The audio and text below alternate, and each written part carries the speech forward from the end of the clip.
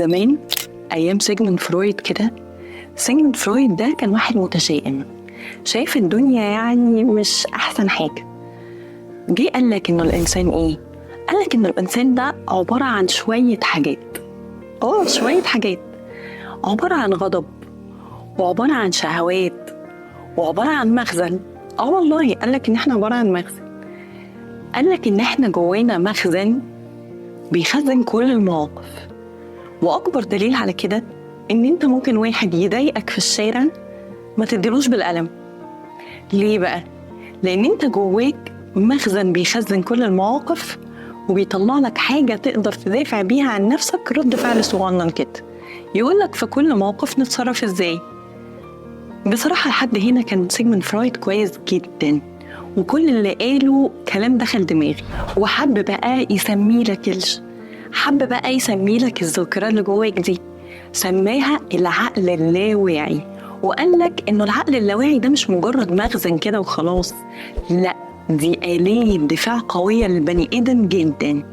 لحد ما ظهر بقى علم النفس الحديث، وبدأ بقى يطور في كل حاجة قالها فرويد، وفي نظريات صدقوا عليها ونظريات تانية ركنوها على جنب. وسموا بقى الحاجات اللي ركنوها على جنب دي إنها أبناء مدرسته اختلفوا معاه، وقال لك يعني إنه دي نظريات مش قادرين ناخد فيها قرار قوي. علم النفس الحديث بقى قال لك إحنا مش هنرمي كل اللي فرويد قاله كده ونركنه على جنب. هو قال حاجة صح جدا، قال لك إنه العقل اللاواعي ده قوي جدا وممكن يعمل حاجات خرافية فعلا، لكنه مش ذاكرة بس البني آدم ممكن يشيل فيها شوية الحاجات بتاعته، لا، قال لك بقى حاجة تانية. قال لك إن العقل اللاواعي ده بيشيل عن العقل اللاواعي بتاعنا شوية عبء، يعني هو بيمشي اوتوماتيك، بيخليك تعمل الحاجات اللي انت بتعملها يوميا بصورة طبيعية جدا من غير ما ترجع للعقل الواعي.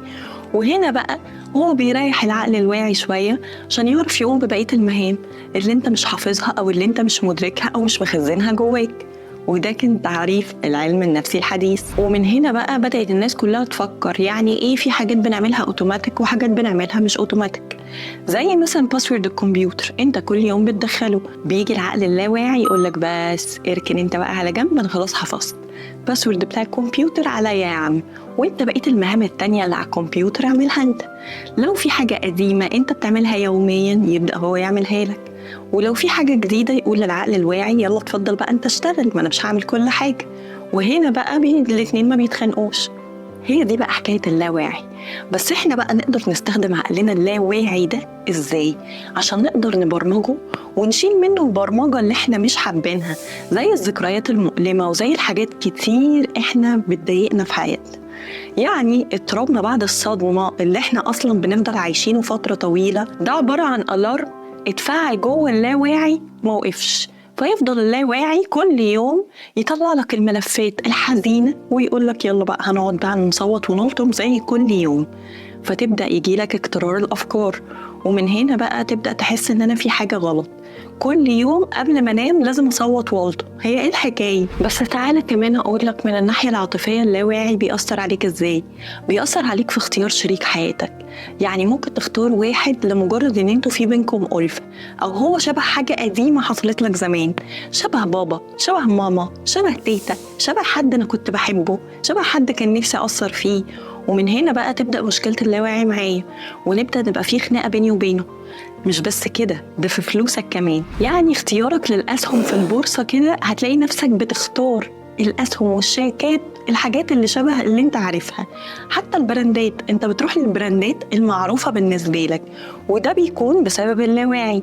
يعني اللاواعي بيأثر عليك في الحتة دي عشان يقولك استنى انت رايح فين، احنا هنختار الحاجات شبه اللي احنا عارفينها. فالواعي هنا يبدأ ايه؟ ينام يقولك خلاص مفيش حاجة جديدة اعملها، سيب اللاواعي يتصرف. وفعلا بيسيبوا يتصرف. في دراسة بقى خبيثة اتعملت عن موضوع الماركتينج ده، جابوا للناس بيبسي وكوكاكولا من غير ما يوروهم اللوجو بتاعهم ودوقوهم. الناس لما جم ياخدوا بيبسي وكوكاكولا بدأوا يختاروا البيبسي، لكن أول لما شافوا لوجو كوكاكولا قال لك لا، الكوكاكولا أحلى، مع ان الاتنين شبه بعض.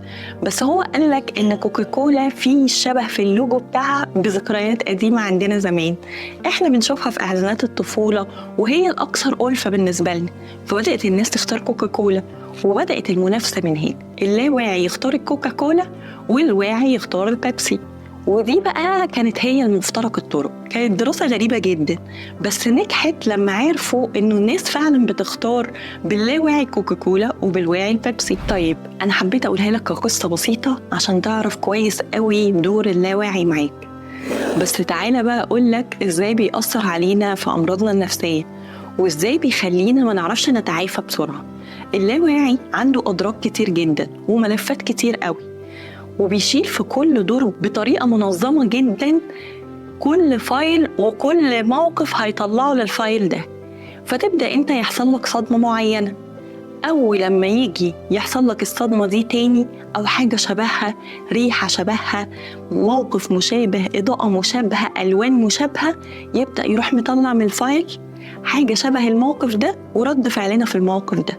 فلو كان رد فعلنا في الموقف ده هو الخوف والقلق، يبدأ يجيب لك البانيك أتاك بتاعه، بالرغم من إنه الموقف مش شبهه، ما حصلش هو بس أنا رحت مكان كانت نفس الريحة ونفس اللون ونفس الإضاءة ونفس التيشيرت اللي كنت لابسه، فتجيلك البانيك أتاك ويفكرك بنفس الموقف والمشاعر الحزينة، وتبدأ تعيش نفس المشاعر الحزينة دي كأنك عايش جوه الموقف.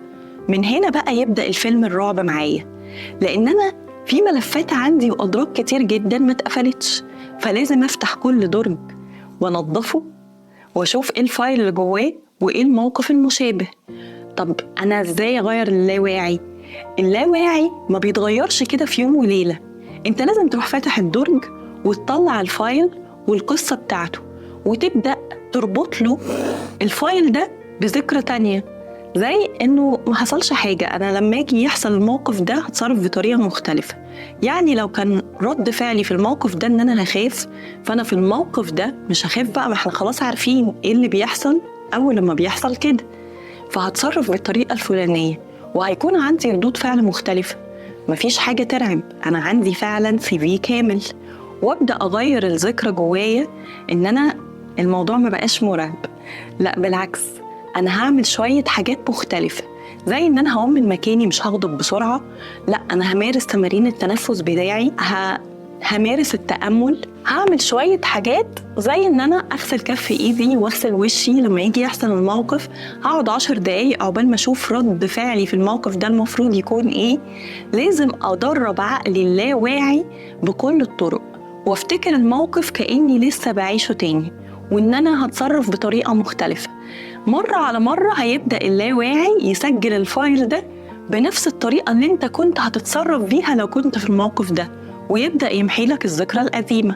وده ما بيحصلش في يوم وليلة، ده بيحصل من سلسلة جلسات بتحصل للبني آدم عشان يقدر يدرب عقله اللاواعي.